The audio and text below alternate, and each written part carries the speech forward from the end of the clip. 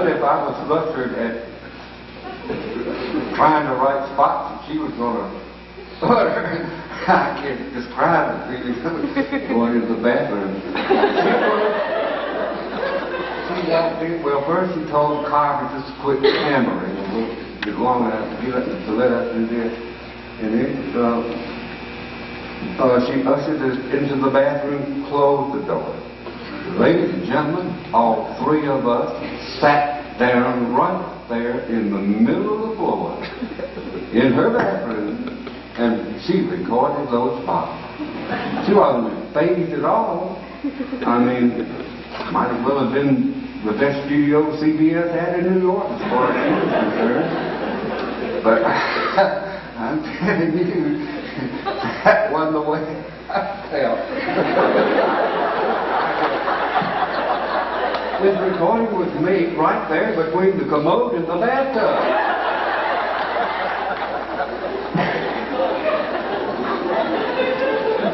And she zipped through those spots. I mean, you didn't make a mistake. But one little boo, that's all. There in the bathroom.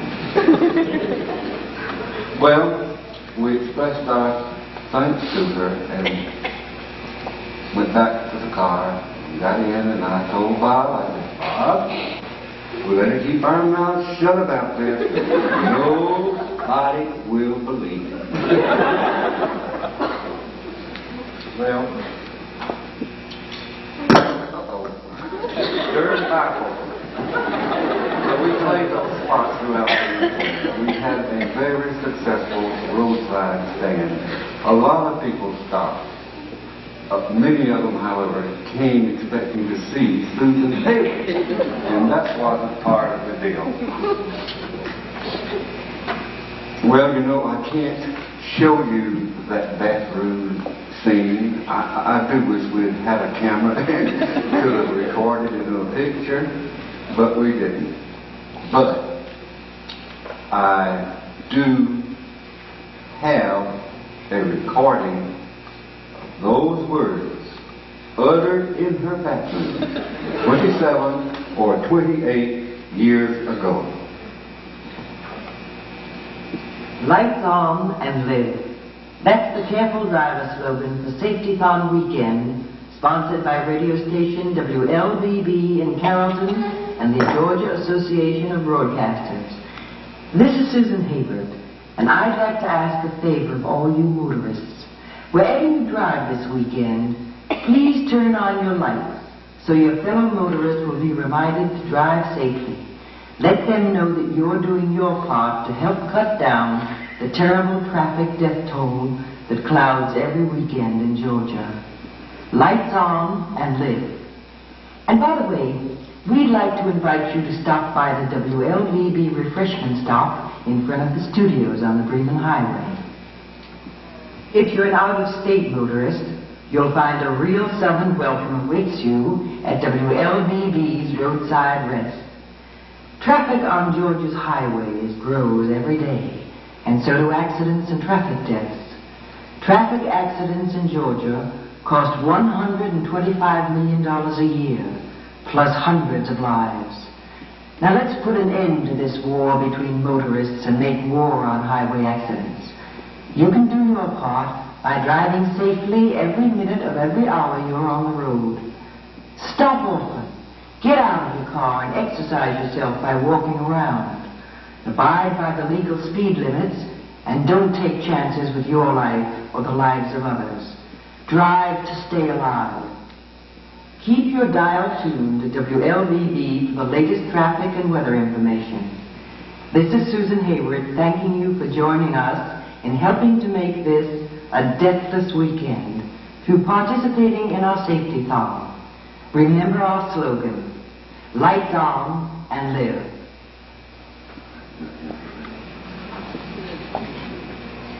For a long time, I thought those tapes had either been lost or destroyed.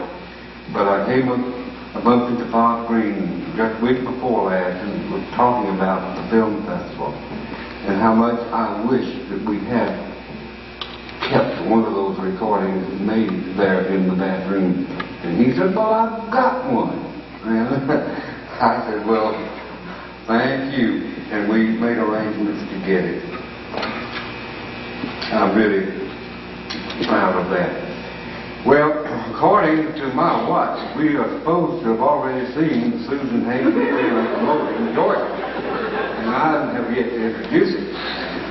Now, the working title of this film, promoting Georgia's tourist attractions, and that's what it was that Susan Hayward invites you to Georgia. But when it had been completed, it had been renamed Stars Over America, Susan Hayward in Georgia. I was later told that the producer and director, Tommy Reynolds, had planned to make a series of these movies, or these films, with a different star promoting his or her own state. But as far as I know, that never developed because I never saw any other movie quite like this one. The Georgia film was the idea of the late Senator J.F. Duncan of Carrollton and Alpha Fowler of Douglasville. They contacted private industries in Georgia and raised $100,000 to pay Miss Hayward to do the movie. Senator Duncan once told me that they were reluctant to approach her about the project, knowing her fee would be twice that much. But when they did get up enough there to ask her, she agreed to do it for nothing. And Senator Duncan said she also provided a hairstylist and makeup artist and paid them herself. So they used the $100,000 they were going to pay her to finance the film, but it was longer than they had originally planned, and the senators had to go back to private industry and raise another $35,000. And then the Department of Tourism, Industry, and Trade provided another $42,000 to complete. The film was released in 1964, and it was shown continuously at the Georgia exhibit at Seattle World's Fair. And it later had limited theatrical distribution, and finally was converted to 16 millimeters for showing to schools and civic groups. Susan Hayward narrates the film, except for the segment on Savannah, which is done by songwriter Johnny Mercer, who was born in Savannah. She also appears in about 10 scenes, and several of them were made here in Carrollton on the Chocolate Farm, including the very opening scenes.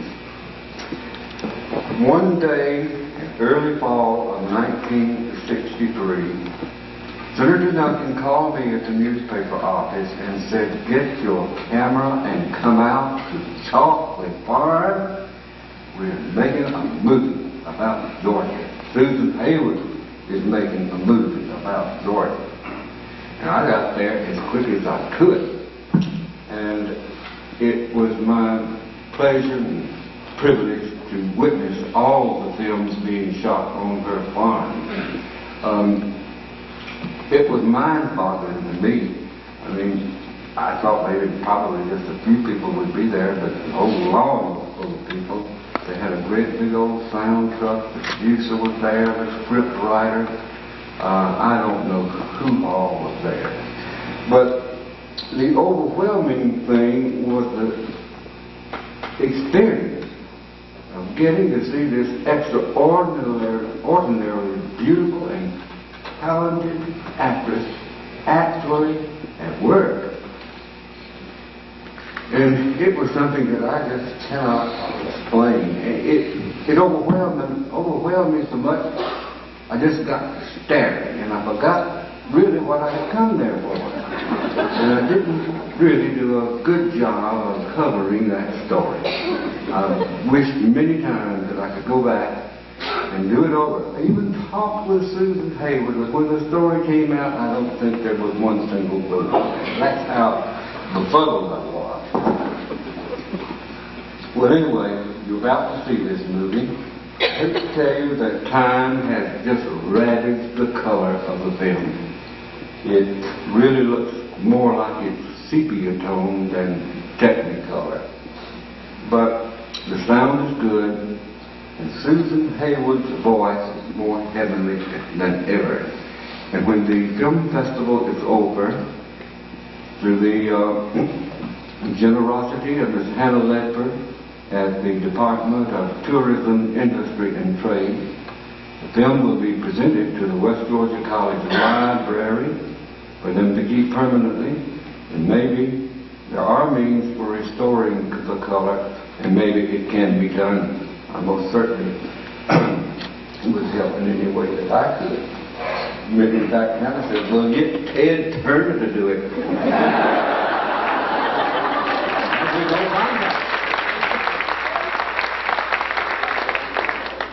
Now, there's just one thing, and I have got to say this. I have been itching to say this publicly for I don't know how many years, and it's something that appeared in one of those books after Susan died. It offended me, and I know it offended the city of Carrollton. This author, I don't even want to mention his name, I threw his book away, said that when Susan's body was brought home for burial, that there were signs up in Carrollton that said, welcome home, Susan. Ladies and gentlemen, that sign was up when she came home from winning the Academy Award. The only sign I saw the weekend the body was flown back to Carrollton and the funeral was held was on the marquee of the Village Theater. And that message is the way I want to end my part of this program tonight. That message read, Susan will always love you.